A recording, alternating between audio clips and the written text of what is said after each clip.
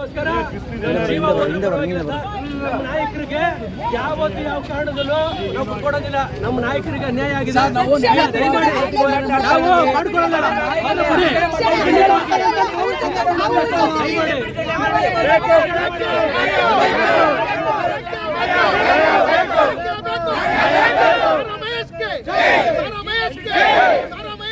ಹೊರತು ನಮ್ಮ ದೇವೇಗೌಡರ ಕುಟುಂಬದ ಬಗ್ಗೆ ಸುಳ್ಳು ಅಪವಾದ ಮಾಡಿ ಸಾರಾ ಮಹೇಶ್ ಅವರನ್ನ ಸಂಚು ಮಾಡಿ ಪೊಲೀಸ್ ಅವರು ಕಾಂಗ್ರೆಸ್ ನ ಕೈಗೊಂಬೆ ಕೆಲಸ ಮಾಡಿಕೊಂಡು ಇವತ್ತು ಬಂಧನ ಮಾಡಿದ್ದಾರೆ.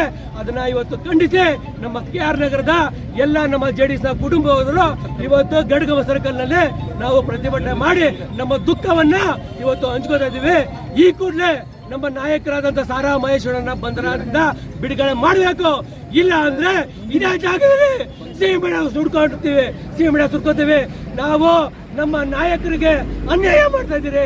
ದೇಶಕ್ಕೆ ಕಾಂಗ್ರೆಸ್ ಇವತ್ತು ಯಾವ ಮಟ್ಟಿಗೆ ಅನ್ಯಾಯ ಮಾಡ್ತಾ ಇದ್ರೆ ನಿಮ್ಮ ಬಿಟ್ಟಿ ಬಗೆಗೋಸ್ಕರ ಕಳ್ತನ ಮಾಡಿಕೊಂಡು ದೇಶವನ್ನ ನಡೆಸೋಕೋಸ್ಕರ ನಮ್ಮ ರಾಜ್ಯವನ್ನ ನಡೆಸ್ಕೊಳ್ಳೋಕೋಸ್ಕರ ಅನ್ಯಾಯ ಮಾಡ್ತಾ ಇದ್ರಿ ಸ್ವಾಮಿ.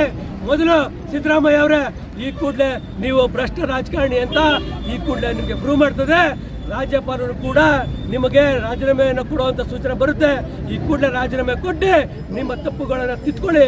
ಇಲ್ಲ ಆದ್ರೆ ನಾವು ಯಾವುದೇ ಕಾರಣಕ್ಕೂ ನಮ್ಮ ಮಹೇಶಣ್ಣ ಅವ್ರ ವಿರುದ್ಧವಾಗಿ ನೀವೇನೇ ಮಾಡಿದ್ರು, ಯಾವುದೇ ಸಂಚು ಹಾಕಿದ್ರು ನಡೆಯೋದಿಲ್ಲ. ಸಾರಾ ಮಹೇಶಣ್ಣ ಹೋರಾಟಕ್ಕೆ